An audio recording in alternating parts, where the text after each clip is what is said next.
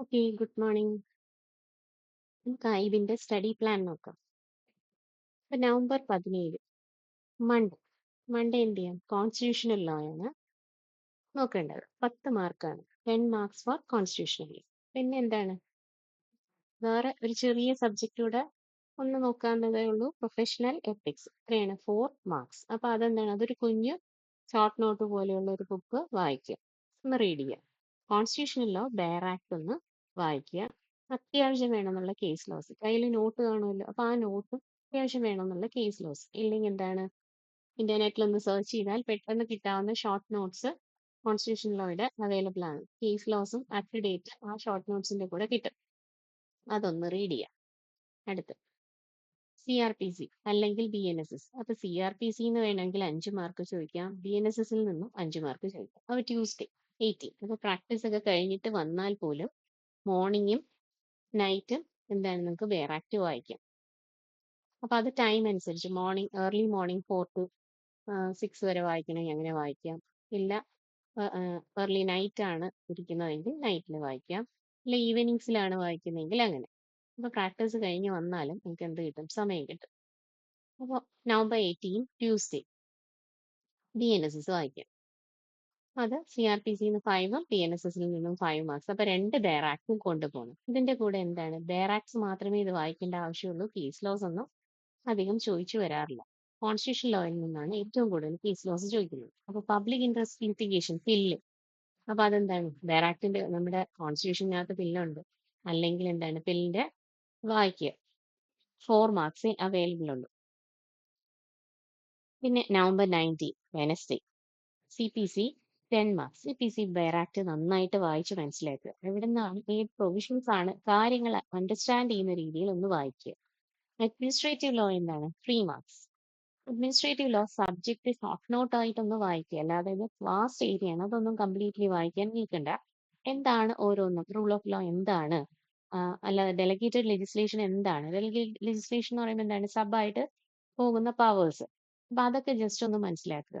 Just ആ subjects ഒന്ന് cover ചെയ്ത് പോവുക. അത്ര തന്നെ. ടോപ്പിക്സ് ഒന്ന് കവർ ചെയ്യുക. അടുത്ത് BNS നവംബർ 20 തേഴ്സ്ഡേ എന്താണ്? BNS ഒരു 5 മാർക്സും IPCയും 5 മാർക്സും ചോദിക്കാം. അപ്പൊ എന്താണ്? രണ്ടും 2 ബെയറാക്റ്റും കൊണ്ടുപോവുക. കമ്പനി ലോ 2 മാർക്കിനാണ് ചോദിക്കുക. അപ്പൊ BNS CRPCയും IPCയും നന്നായിട്ട് അറിയാവുന്ന ഒരു വ്യക്തിക്ക് എന്താണ് ചേഞ്ച് ഓവർ വന്നത് അത് മാത്രം നോക്കിയാൽ മതി. അല്ലാതെ ഫുൾ ബെയറാക്റ്റും വായിച്ച് പഠിക്കേണ്ട ആവശ്യമില്ല. അപ്പൊ അറിയത്തില്ലെങ്കിൽ എന്താണ്? ഒന്ന് BNSന്റെ ബെയറാക്ട് ഒന്ന് വായിക്കുക. റിലേറ്റഡ് ആയിട്ടുള്ള IPCയിൽ എന്താണ് മാറ്റങ്ങൾ കൊണ്ടുവന്നത്. അതേപോലെ തന്നെ BNS വരെ സബ്ജക്ട്സ് വായിച്ചതൊന്നും ഓർമ്മയില്ലെങ്കിൽ BNSS വായിക്കുക. CRPCക്കകത്തുനിന്ന് എന്ത് മാറ്റം വന്നു എന്ന് മാത്രം നോക്കുക. ഓക്കെ, അപ്പൊ ഈ 2 സബ്ജക്റ്റും അങ്ങനെ ഒരു പ്ലസ് പോയിന്റ് ഉണ്ട്. പഠിച്ചിട്ടുണ്ടെങ്കിൽ ഇത് വലിയ ബുദ്ധിമുട്ടില്ല. CPC ആണെങ്കിലും കോൺസ്റ്റിറ്റ്യൂഷൻ ലോ ആണെങ്കിലും പഠിച്ചിട്ടുണ്ടെങ്കിൽ നിങ്ങൾക്ക് ബുദ്ധിമുട്ടുണ്ടാവത്തില്ല. ജസ്റ്റ് ഒന്ന് റീഡ് ചെയ്താൽ മതി. പഠിച്ചിട്ടില്ലെങ്കിൽ ഒന്ന് അണ്ടർസ്റ്റാൻഡ് ചെയ്ത് മനസ്സിലാക്കി വായിച്ചു പോവുക. ദെൻ കമ്പനി ലോ 2 മാർക്കിനാണ്. കമ്പനി ലോ വാസ്റ്റ് ആയിട്ടൊന്നും പഠിക്കാൻ നിൽക്കരുത്. ബെയറാക്ട് ഒന്നും എടുത്ത് വെച്ച് വാസ്റ്റ് ആയിട്ട് പോകരുത്. ജസ്റ്റ് ഒന്ന് ഷോർട്ട് ആയിട്ട് എന്തൊക്കെയാണ് എന്ന് മാത്രം മനസ്സിലാക്കി പോവുക. ഇപ്പൊ എന്താണ്? കോർപ്പറേറ്റ് വീല് ലിഫ്റ്റ് ചെയ്യുമ്പോൾ ഉള്ള കാര്യം, കോർപ്പറേറ്റ് വീൽ ഇല്ലാത്തപ്പോൾ കമ്പനി ബോർഡിൽ എത്ര മെമ്പേഴ്സ്, അതിന്റെയൊക്കെ കോൺസ്റ്റിറ്റ്യൂഷൻ പവേഴ്സ്, അതൊക്കെ ജസ്റ്റ് ഒന്ന് നോക്കി പോവുക. 2 മാർക്കിനേ ചോദിക്കുള്ളൂ. അതുകൊണ്ട് ടൈം വേസ്റ്റ് ചെയ്യാൻ നിൽക്കാതിരിക്കുക. Then അടുത്ത സബ്ജക്ട് എന്താണ്? November 21 Friday.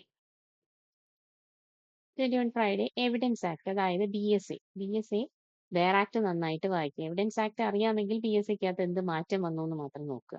Environment law complete ഒന്ന് വായിക്കാൻ നിൽക്കേണ്ട. എന്തൊക്കെയാണ്? ഫോറസ്റ്റ് ആക്ട്, അങ്ങനെയൊക്കെയുള്ള കുഞ്ഞു കുഞ്ഞു ആക്ട്സ്, സ്റ്റോക്ക്ഹോം ഡിക്ലറേഷൻ എന്താണ്? ജസ്റ്റ് അതൊക്കെ ഒന്ന് മനസ്സിലാക്കിയിരിക്കുക. അപ്പൊ 8 മാർക്ക് ഇവിടെ BSAക്കകത്താണ് ചോദിച്ചിരിക്കുന്നത്. അപ്പൊ BSAയും എവിഡൻസ് ആക്ട് രണ്ടിന്റെയും ബെയറാക്ട് കൊണ്ടുപോവുക. BSAക്കകത്ത് എന്തൊക്കെ മാറ്റങ്ങൾ കൊണ്ടുവന്നു എന്ന് മാത്രം നോക്കിയാൽ മതി. BSA ഒക്കെ ലാസ്റ്റ് സെമ്മിലായിരിക്കും നിങ്ങൾ പഠിച്ചിട്ടുണ്ടാവുക. അപ്പൊ അതൊക്കെ നല്ല ഓർമ്മയുണ്ടാവും. അപ്പൊ ജസ്റ്റ് എവിഡൻസ് ആക്ട് നന്നായിട്ട് ഓർമ്മയുണ്ടാവും. BSA എന്ത് മാറ്റം വന്നു എന്ന് മാത്രം നോക്കുക. എന്താണ് IPCക്കകത്ത് മാറ്റം വന്നിട്ടുള്ളത്, അതേപോലെ BSAക്കകത്ത് എന്താ മാറ്റം വന്നിട്ടുള്ളത്, അതൊക്കെ നോക്കുക. ഇനി നവംബർ 22 സാറ്റർഡേ ഫാമിലി ലോ ആണ്. ഫാമിലി ലോ വാസ്റ്റ് സബ്ജക്റ്റ് ആണ്. അപ്പൊ Hindu law, Muslim law, adoption, അപ്പൊ അങ്ങനെയൊക്കെയുള്ള കാര്യങ്ങൾ, സക്സഷൻ ആക്ട്, ഇതൊക്കെ ഒന്ന് നോക്കുക. ദെൻ സൈബർ ലോ നെറ്റിൽ കിട്ടുന്നതാണ്. ജസ്റ്റ് 2 മാർക്സേ ചോദിക്കുകയുള്ളൂ. അത് ഫാസ്റ്റ് ആയിട്ടൊന്ന് വായിക്കണം. എന്താണ് പോയിന്റ്സ് എന്നുള്ളത് മാത്രം സൈബർ ലോ മനസ്സിലാക്കിയിരുന്നാൽ മതി. ഷോർട്ടായിട്ട് നല്ല നോട്ട്സ് ഇന്റർനെറ്റിൽ തന്നെ അവൈലബിൾ ആണ്. അപ്പൊ അതൊന്ന് ജസ്റ്റ് ഒന്ന് വായിക്കുക. ഫാമിലി ലോ വാസ്റ്റ് ഏരിയ ആണ്. ജസ്റ്റ് ഷോർട്ട് ആക്കി യൂട്യൂബിൽ ഏതെങ്കിലും ക്ലാസ് ഒന്ന് വാച്ച് ചെയ്താലും മതിയാവും. കയ്യിൽ ഷോർട്ട് നോട്ട്സ് ഉണ്ടെങ്കിൽ ഷോർട്ട് നോട്ട്സും വായിച്ചാലും മതിയാവും. ദെൻ സൺഡേ സൺഡേ എന്ത് ചെയ്യുക? ഒന്നീ സൺഡേ ഇത്രയും നാളും വായിച്ച സബ്ജക്ട്സ് റിവൈസ് ചെയ്യുക. കോൺട്രാക്ട് ആക്ട് ലാസ്റ്റിലേക്ക് മാറ്റുക. അല്ലെങ്കിൽ എന്താ ഈ സൺഡേ കോൺട്രാക്ട് ആക്ട് നോക്കുന്നില്ലെങ്കിൽ ഇത്രയും നാള് മൺഡേ മുതൽ ഫ്രൈഡേ വരെ സാറ്റർഡേ വരെ നോക്കിയ സബ്ജക്ട്സ് ഒന്ന് റിവൈസ് ചെയ്യുക. അതായത് എങ്ങനെ റിവൈസ് ചെയ്യുക? ഫുൾ സബ്ജക്ട്സ് അല്ല, MCQs എടുത്ത് ചെയ്ത് നോക്കുക. പഠിച്ചതൊക്കെ ഓർമ്മയുണ്ടോ? അപ്പൊ MCQs ഒന്ന് ചെയ്ത് നോക്കി കഴിയുമ്പോഴത്തേക്കും നമുക്ക് പോർഷൻസ് കവർ ചെയ്തു തീർന്നു. അല്ലെങ്കിൽ എന്ത് ചെയ്യാം? നമുക്ക് കണ്ടിന്യൂ ചെയ്യാം ലോ ഓഫ് കോൺട്രാക്റ്റും പ്രോപ്പർട്ടി ആക്ടും. അങ്ങനെ റിവൈസ് ചെയ്യുന്നവര് ഈ സൺഡേ ഉള്ള സബ്ജക്ട് ലാസ്റ്റ് ഡേ നമ്മൾ തീർന്നു കഴിഞ്ഞിട്ട് ലാസ്റ്റ് ഡേയിലേക്ക് മാറ്റുക. അല്ലാത്തവർക്ക് എന്ത് ചെയ്യാം? ഇത് കണ്ടിന്യൂ ചെയ്യാം. ലോ ഓഫ് കോൺട്രാക്റ്റും പ്രോപ്പർട്ടിയും നോക്കുക. 8 മാർക്കിനാണ്. കോൺട്രാക്ട് ആക്ട്, NI ആക്ട്, അതൊക്കെ എന്താണ് ബെയർ ആക്ട് ഒന്ന് വായിക്കുക. Then acquisition act, land acquisition act 2 മാർക്കിനേ ഉള്ളൂ. ജസ്റ്റ് ഒന്ന് ഓടിച്ചു വായിക്കുക. വായിക്കാൻ പറ്റിയില്ലെങ്കിൽ ഓക്കെ, അത് വിട്ടേക്കുക. കയ്യിൽ കൊണ്ടുപോവുക ബുക്ക്, ആക്ട് കൊണ്ടുപോവുക. ആ ബുക്സ് ഒന്ന് വായിച്ചിട്ട് പോവുക. അല്ലെങ്കിൽ എന്താണ് ശരിക്കും പറഞ്ഞാൽ ഇതൊക്കെ 2 മാർക്കിന്റെ സബ്ജക്ട്സേ ഉള്ളൂ. 8 മാർക്കിനുള്ള കോൺട്രാക്റ്റും പ്രോപ്പർട്ടിയും വിട്ട് കളയാതിരിക്കുക. അതൊന്ന് നന്നായിട്ട് വായിക്കുക. കോൺട്രാക്ട് ആക്ട് നല്ല രീതിയിൽ എന്താണ് പ്രൊവിഷൻസ്, സെക്ഷൻ വൈസ് എന്തൊക്കെയാണ് പറയുന്നത്. കോൺട്രാക്ട് ആക്ട് വളരെ എളുപ്പമാണ്. പാർട്ട് 1 175 എന്താണ് ജനറൽ എന്ന് പറയുന്നുണ്ട്. ദെൻ അടുത്ത ഇൻഡെൻനിറ്റി, ഗ്യാരണ്ടി, ബെയിൽമെന്റ്, അതൊക്കെയാണ് പാർട്ട് 2 വരുന്നത്. അത് എന്തൊക്കെയാണ്? സ്റ്റെപ്പിംഗ് ഇൻടു ഷൂസ്, അതൊക്കെയുള്ള കാര്യങ്ങൾ എന്താണ് എന്ന് മാത്രം, പ്ലെഡ്ജ്, അതൊക്കെ എന്താണെന്നൊന്ന് മാത്രം വായിക്കുക. പിന്നെ ഇവിടെ നിന്ന് മാറ്റിയ portion sale of goods act, അപ്പൊ അതൊക്കെ പാർട്ണർഷിപ്പ് ആക്ട്, അത് എന്തൊക്കെയാണ്, ഏതൊക്കെ പ്രൊവിഷൻസ് ആണെന്ന് ജസ്റ്റ് ഒന്ന് മനസ്സിലാക്കുക. അത്രയേ ഉള്ളൂ കോൺട്രാക്ട് ആക്ട്. വളരെ ഈസിയാണ്. ദെൻ ലോ ഓഫ് ടോട്ട്സ് എടുത്ത് മൺഡേ. ലോ ഓഫ് ടോട്ട്സ് എന്താണ്? വളരെ എളുപ്പമാണ്. 5 മാർക്കേ ഉള്ളൂ. ലോ ഓഫ് ടോട്ട്സിനകത്ത് പഠിക്കാനുള്ള ജനറൽ ഡിഫറൻസസ് എന്തൊക്കെയാണ്, എന്താണ് ടോട്ടിന്റെ ഡെഫിനിഷൻ എന്താണ്, അങ്ങനെയൊക്കെയുള്ള കുഞ്ഞു കുഞ്ഞു കാര്യങ്ങളേ ഉള്ളൂ. പിന്നെന്താണ് ഇഞ്ചുറിയസിനെ ഡാമംസിനെ അപ്പൊ അതൊക്കെ ഒന്ന് നോക്കുക. പിന്നെ വൈക്കേരിയസ് ലയബിലിറ്റി എന്താണെന്ന് നോക്കുക. മാസ്റ്റർ സെർവന്റ് റിലേഷൻഷിപ്പ്, അത്രയൊക്കെ ഉള്ളൂ. വളരെ ഷോർട്ടാണ്. 5 മാർക്കേ ഉള്ളൂ. എളുപ്പത്തിൽ തീരും. അപ്പൊ നിങ്ങൾക്ക് എന്താണ് IPR നോക്കാനുള്ള, ഇന്റലക്ച്വൽ പ്രോപ്പർട്ടി ലോസ് നോക്കാനുള്ള സമയവും കിട്ടും. അത് 2 മാർക്കേ ഉള്ളൂ. ജസ്റ്റ് അതെന്താണ് എന്ന് മാത്രം നോക്കുക. എന്താണ് പേറ്റന്റ് ലോ എന്തൊക്കെയാണ് എന്നൊക്കെ ഉള്ളതൊന്ന് നോക്കിക്കോളുക. അതെന്താണ് അഞ്ചെണ്ണം GI, പേറ്റന്റ്, അങ്ങനെയൊക്കെയുള്ള സംഭവങ്ങൾ ഒന്ന് നോക്കി വായിച്ച് ജസ്റ്റ് ഒന്ന് വായിച്ചിട്ട് പോവുക. ഒന്ന് മൺഡേ റിലാക്സ്ഡ് ആയിട്ട് വായിക്കാനുള്ള സമയമാണ്. അടുത്ത് Tuesday 25th Tuesday labour and industrial law.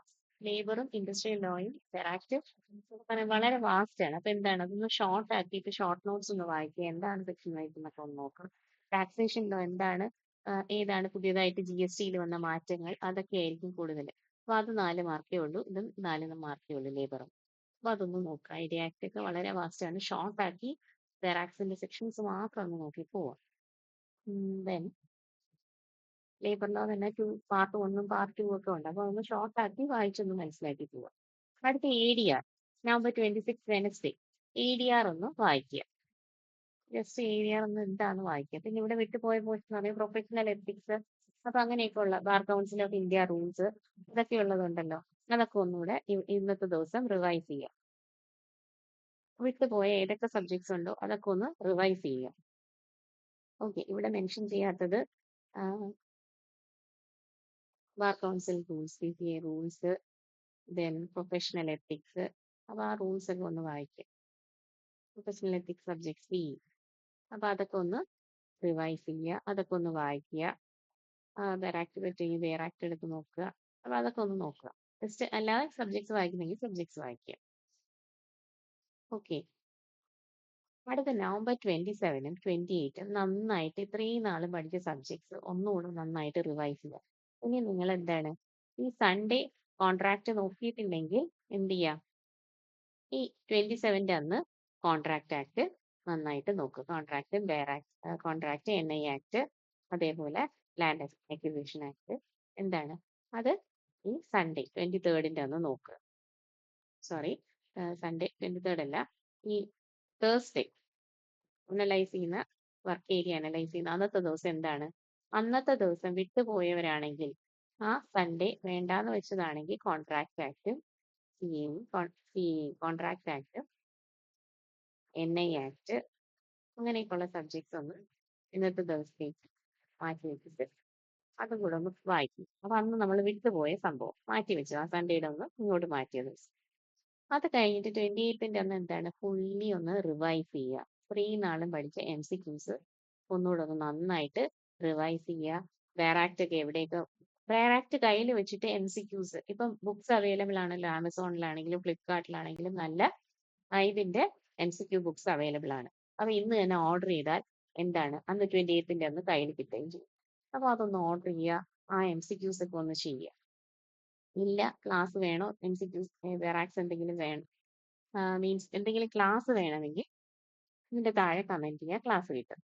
അപ്പൊ റിവിഷൻ ചെയ്യുക നന്നായിട്ട്. ഈ ആദ്യം പറഞ്ഞല്ലോ high weightage topics CPC, CRPC, CNS, PNS, CSA, family law, അപ്പൊ അതൊക്കെ നല്ല കൂടുതൽ മാർക്സ് ഉള്ള 10 മാർക്സും 8 മാർക്സും ഒക്കെ വരുന്ന പോർഷൻസ് നന്നായിട്ട് MCQs ലാസ്റ്റ് ഡേ ഒന്നുകൂടെ ഒന്ന് നന്നായി റിവൈസ് ചെയ്യുക. അപ്പൊ MCQs ബെറാക്ട് വെച്ച് ചെയ്യുക.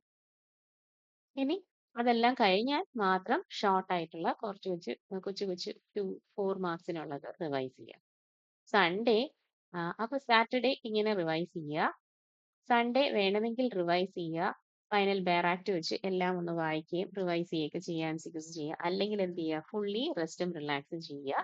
നവംബർ 13 പോയി സുഖമായിട്ട് എക്സാം എഴുതുക. അത് യുവർ ചോയ്സ്.